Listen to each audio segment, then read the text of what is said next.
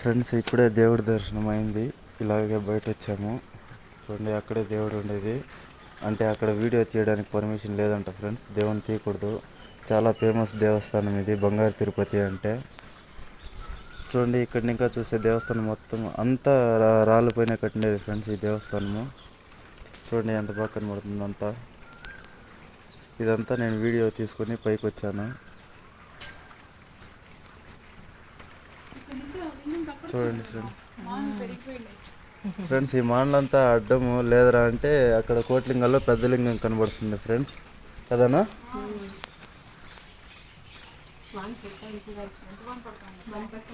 ఇక్కడ దేవుడు ఉండేది, చాలా ఫేమస్ దేవస్థానము. ఇక్కడ వీడియో తీయకూడదు ఫ్రెండ్స్.